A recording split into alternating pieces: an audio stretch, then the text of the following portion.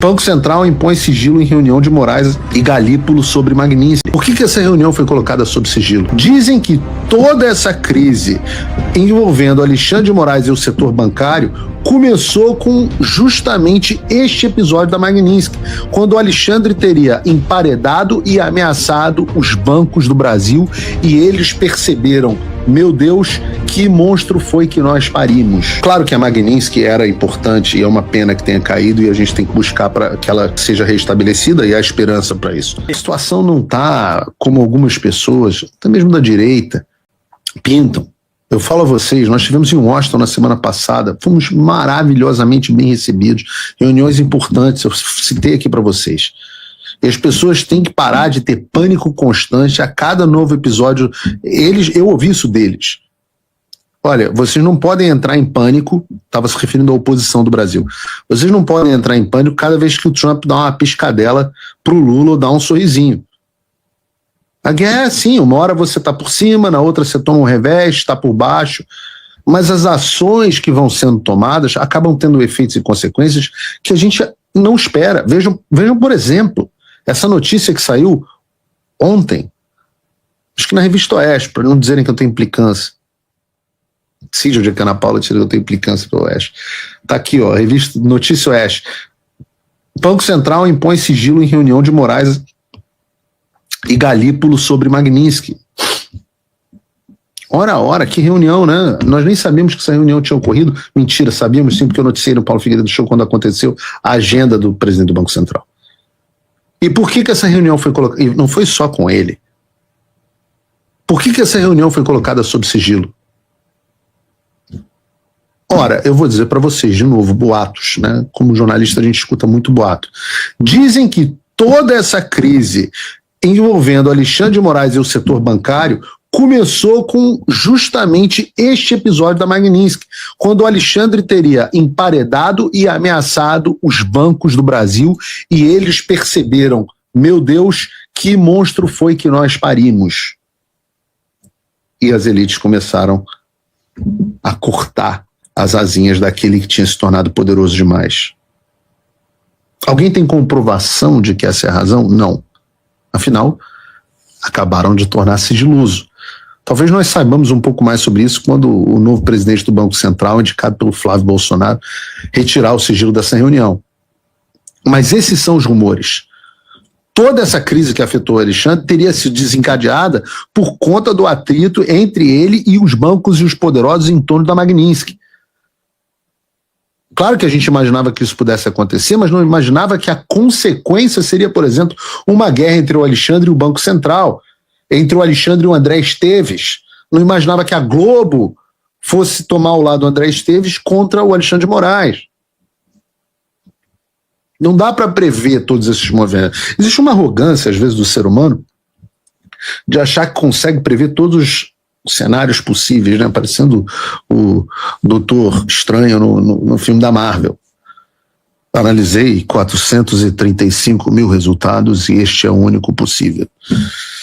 Esse é o único jeito. Como se a vida fosse, de fato, um jogo de xadrez com peças limitadas, se movimentando de forma limitada, dentro de determinadas regras. A verdade é que a gente não tem como prever essas coisas. O que a gente faz? O que move a gente? Faz o certo, fazemos o melhor, planejamos o melhor que podemos, sempre com o melhor em mente, fazendo o certo, o bom, o justo, e aí a gente confia na providência de Deus. E na certeza de que a vontade dele é melhor do que a nossa. E aí as coisas mais inesperadas vão acontecendo. Por isso que a gente tem que continuar fazendo o trabalho que nós já estamos fazendo há tanto tempo. Qual é a opção? Não fazer nada? Jamais. Israel, por exemplo. Israel tem um papel forte na política externa americana. E o que a gente está fazendo? Ora, embarcando para o Oriente Médio amanhã. Aliás, acho que o Flávio já foi. Mas amanhã, Eduardo e eu embarcamos também para Israel. E depois para outros países do Oriente Médio. Fazendo de novo o meu melhor. Fazendo o máximo que eu puder. Contribuindo com o meu conhecimento, com a minha capacidade, com a minha articulação, da melhor forma que eu puder. Enquanto o senador Flávio Bolsonaro achar que as minhas avaliações e contribuições para a política internacional são de alguma valia para ele, eu vou continuar contribuindo no máximo da minha extensão, da minha capacidade. Deixando claro aqui para vocês, eu não sou contratado pela campanha do Flávio, não estou sendo remunerado. Minha contribuição é voluntária de um amigo a um outro amigo que valoriza a minha opinião e, sobretudo, compartilha do meu interesse para o bem do meu país. Não tem, como eu não recebo os 2 milhões do Daniel Vorcaro, não sou contratado da campanha, não tenho apoio financeiro da JBS, quem financia o meu trabalho e vai financiar os meus gastos lá, você.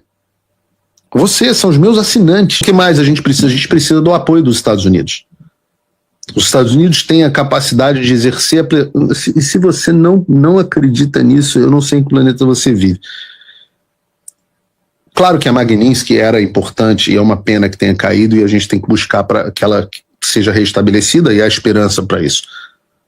Mas neste ano nós temos até coisas mais importantes que isso.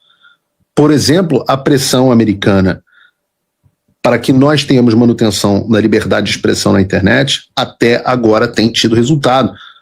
Nós estamos aí há 10 meses praticamente sem perfis de redes sociais derrubados no Brasil. Vocês acham que isso é o quê? O Alexandre de Moraes acordou, estava no caminho de Damasco, viu Jesus e devolveu as redes sociais do Rodrigo Constantino? Ora, é claro que não. Isso é uma pressão violenta internacional, onde o Moraes, inclusive, vai sofrer consequências, porque a ação do Rumble aqui, Moraes já deve ser notificado por meio eletrônico, já que o STJ e a Procuradoria se recusaram a entregar a notificação dele. Mas, além disso, há toda a pressão internacional no seu entorno para que se baixe a temperatura da perseguição das redes sociais. E nós precisamos do empenho dos americanos para isso. Que continue. Nós precisamos do empenho dos americanos para que cobrem o Brasil por transparência no processo eleitoral, coisa que a gente vai falar no programa de hoje. Ora, a fiscalização e observação americana do processo eleitoral brasileiro, com potencial não reconhecimento do resultado, tem um efeito de dissuasão à fraude gigantesco, pelo menos na magnitude da fraude. Então nós precisamos dos Estados Unidos. Como eu disse, insistir na candidatura do Flávio não é um fetiche.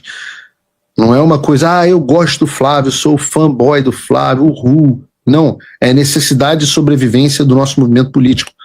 Um movimento político que se coloca como contraposição a esta putaria que está acontecendo aí.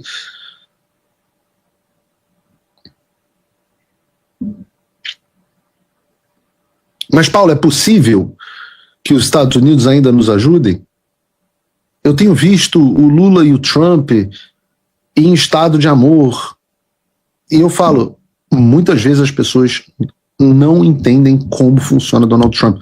Acredito, eu estava vendo, antes de começar o programa de hoje, o discurso do Trump em Davos. Trump elogiou efusivamente o Xi Jinping, elogiou efusivamente Vladimir Putin, elogiou efusivamente a Delcy Rodrigues, a nova presidente da Venezuela.